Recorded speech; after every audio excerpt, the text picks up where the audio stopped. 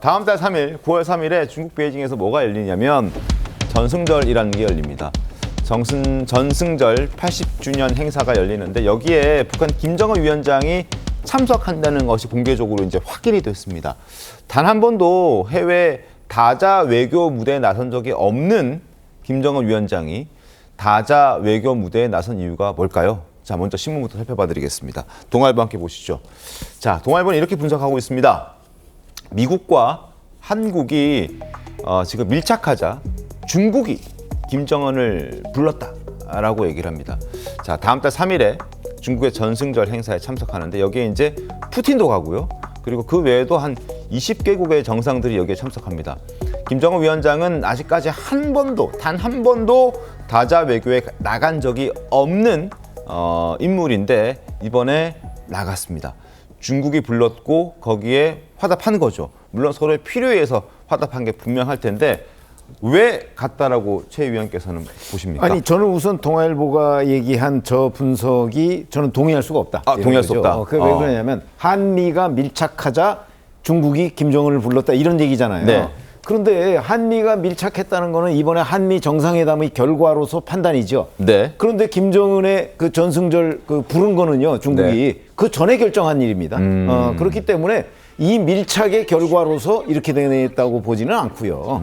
다만 중국과 저는 북한의 이해관계가 일치했다고 보는 거죠. 왜냐하면 네. 북한은 그 우크라이나 사태 때 러시아를 지원했잖아요. 맞습니다. 그런 데에 대해서 중국이 굉장히 불편하게 생각했었거든요. 이제 우리하고 무역 관계가 훨씬 더 많은데 러시아하고만 군사적으로 이렇게 되면 우리는 뭐가 되나? 우리 북한에 대한 중국의 영향력이 줄어드는 것 아니냐? 이런 불편함이 있었는데 네. 자, 근데 그러다 보니까 이제 북한 입장에서도 이제 우크라이나 전쟁은 대략 지금 이제 막바지를 향해서 가고 있잖아요. 네. 그렇게 되니까 이 불편한 중국을 달랠 필요도 있고, 이제 그런 이해관계가 맞아떨어져서 지금 북중러 이 3자 정상회담이 이렇게 성사된 것 아닌가 싶어서 네. 이게 한미 밀착하고는 저는 별 관련이 맞지 않다. 없어 보인다. 시점도 선후 관계가 서로 맞지 뒤바뀐 않다. 거고 이렇기 때문에 다만 이제 저는 약간은 긍정적인 의미로도 판단할 수 있다고 봅니다. 왜냐하면 다자 외교에 전혀 나서지 않던 북한이 이런 식으로 이제 저것도 사실은 국제 무대거든요. 네. 그런 데 나서고 있다는 거는 그래도 조금은 이 정상 국가로 가는 발판 정도는 좀 되지 않겠는가 하는 기대도 해봅니다. 알겠습니다. 김일성 때는 좀 있었다고 해요. 김일성 때는. 근데 김정일 때는 전혀 없었다고 하고 김정은 때도 지금까지는 전혀 없다가 이번에 이제 9월 3일에 다음 달 3일에 가는 전승절 80주년 행사가 김정은 위원장이 취임한 이후에 첫 다자 외교 무대가 될 거다라는 얘기가 나오고 있습니다. 그래서 일각에서는 한미 관계가 지금 최병우 위원 말씀해 주신 것처럼 선후 관계가 그건 또 맞지 않을 수도 있기 때문에 비단 그렇다기보다 그 원인에 대한 분석보다는 그럼 앞으로 이렇게 한미일이 이렇게 붙고 그러면 북중러가 붙으면 신냉전 시대가 오는 것 아니냐 이런 걱정들도 있습니다. 설전 변호사는 어떻습니까?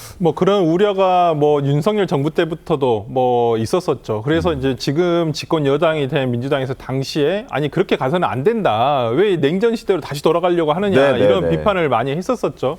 하지만 이번에 이재명 대통령이 미국에서 밝힌 바와 같이 이제는 소위 예전에 줄타기 외교 예를 들어서 안미경중이라고 하는 그러한 레토릭이 이제는 맞지가 않다. 이제는 대한민국 거기에 서 있을 때가 아니다라고 분명히 밝히지 않았습니까? 저는 그런 의미에서라면 이제는 신냉전 이런 체계보다는 어찌 보면 안보와 경제가 다시 붙었다고 생각하거든요. 과거에는 안보로 인해서 미국과 러시아로 대표되는 어떤 진영에서 대립을 했다고 한다면 그게 이제 해빙 무드가 생기다가 최근에 다시 어떤 러시아 우크라이나 전쟁을 바탕으로 해서 미국과 러시아가 대립을 했었습니다만은 저는 북한의 움직임은 최근에 저는 트럼프와 푸틴의 알래스카에서의 어떤 만남 이 이후에 나온 조치라고 생각이 들거든요. 그러니까 지금 러시아와 미국이 다시 어떤 유연한 관계가 될 수도 있다라는 생각이 든다고 한다면 뭐 북한으로서는 러시아에게 군사 원조를 통해서 많은 군사적인 정보도 많이 얻지만은 네. 실제적으로 러시아로부터 받은 경제적 원조가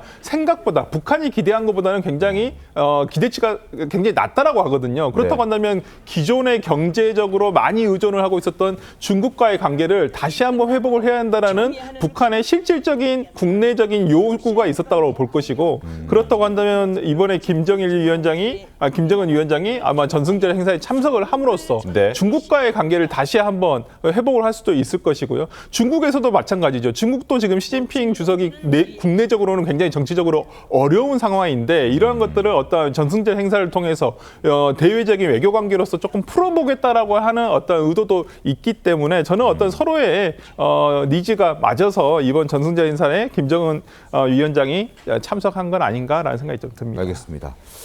자, 김정은 위원장이 가는 건 이제 확정됐습니다. 중국도 온다라고 밝혔고 북한도 간다라고 공개적으로 얘기했습니다. 이제 궁금한 것은 어떻게 갈 거냐라는 부분입니다. 김정은 위원장이 이제 갈 때 비행기를 타고 갈 수도 있고 또 여러 가지 이유로 기차를 타고 갈 수도 있다. 이런 전망들이 함께 나오고 있는데 기차 탈까요? 비행기 탈까요? 열차를 타고 갈 가능성이 대단히 높죠. 아, 열차요? 뭐 아시다시피 뭐 김정은 위원장은 뭐 그 무슨 비행기를 안 타겠다 이런 건 없습니다. 네. 김정일 위원장하고는 좀 다르죠. 그런 점에서 비행기를 탈 수도 있지만 북한 비행기가 지금 굉장히 낡았거든요. 그렇기 때문에 아마 제가 보기엔 그렇게 네. 먼 상황이 아니고 아니 그 저 하노이 노딜이라고 아니 싱가포르 그 미북 정상회담 네, 때도 열차를 타고 간 사람 아닙니까? 며칠씩 걸리면서. 그 정도면 이거는 뭐 중국 정도는 그거에 비하면 아주 가까운 거리에 속하는 거기 때문에 한 20시간 걸린대요. 열차를 타고 갈 가능성이 대단히 높다. 높다. 이렇게 보시면 되겠습니다. 알겠습니다.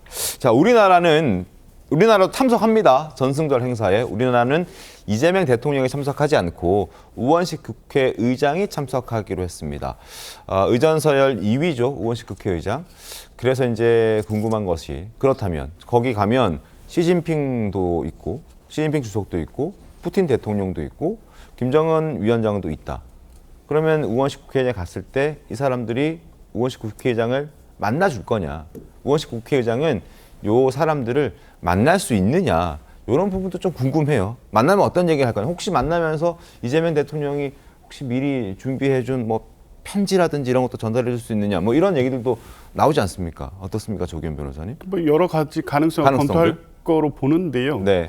일단 뭐 우원식 국회의장이야 이 자리를 계기로 해서 김정은 위원장과의 어떤 뭐 메시지를 나눈다는 것 의지가 있을 것으로 봅니다. 당연히 네. 뭐 이재명 정부에서는 적극적인 평화 정책 또 화해 국면 조성을 위해서 여러 가지 선제적 조치를 지금 취하고 있지 않습니까? 근데 국가서열 2위인 국회의장이 김정은 위원장과 만날 수 있는 계기가 마련된다면 네. 대화의 장을 열기 위한 노력을 할 텐데 지금 근데 이제 문제는 북한이죠. 김정은 북한이고. 위원장이 지금 이제 우원식 의장을 통해서 대화의 물꼬를 트는 것은 탐탁치 않아 할 것으로 보입니다. 뭐 지금 뭐 김여정 부장의 최근에 어떤 상황에 대한 반응이나 이런 걸 보면 네. 여전히 우리 정부를 대화의 상대로 지금 인정하지 않고 향후 북미 관계라든가 네. 이런 상황을 보면서 입장이 전환될 가능성이 있어서 이번 전승절 행사에서 마주치더라도 네. 의미 있는 대화가 오거나 의미 있는 일정이 진행되거나 하는 것은 쉽지는 않아 보일 텐데 네. 혹여라도 아마 정부에서도 네. 계기가 될 경우에 김정은 위원장에게 어떤 전달될 수 있는 메시지 이런 부분 준비는 하지 않을까 싶습니다. 알겠습니다. 혹시 모르니까 예. 준비는 시킬 거다. 그리고 최병 위원님, 아까 말씀 중에 북한의 김정은 위원장이 다자 외교에 나온다는 것은 일정 부분 정상 국가로 가는 신호로 보여서 이건 긍정적으로 평가한다라고 말씀하셨잖아요. 네, 네. 그 우리나라에서도 오는 10월에 이제 에이펙 정상회담이 있습니다. 그렇죠. 여기에서 트럼프 대통령과 이재명 대통령이 백악관에서 만났을 때 같이 만나면 좋겠다라는 의견도 서로 주고받았었잖아요. 혹시 초청해서 응할 그 가능성이 트럼프 있을까요? 대통령은 이제 에이펙 정상회의에 올 가능성 뭐 지금 높게 그 얘기를 했었죠. 그런데 이제 북한은 지금 이재명 대통령에 대해서 굉장히 아주 그 온갖 뭐 무슨 그 강한 비판을 내놓고 거의 있거든요. 욕 수준으로의 그죠. 뭐 여러 가지 그렇기 때문에 제가 보건대는 아마 미국과 대화는 하되 네. 이재명 대통령을 중간에 매개자로 한 대화, 그러니까 과거에 문재인 대통령을 매개자로 했던 대화처럼 네. 아마 그렇게 하지는 않을 것 같아요. 최근의 움직임을 보면. 네. 그래서 남한은 배제한 채 미국과 대화에 시도할 가능성이 있어서 뭐 그렇게 본다면 결국 에이펙에 오지 않을 가능성, 물론 뭐 아직 시간이 많이 있습니다. 네, 네, 네. 오지 않을 가능성이 저는 더 높지 않을까 봅니다.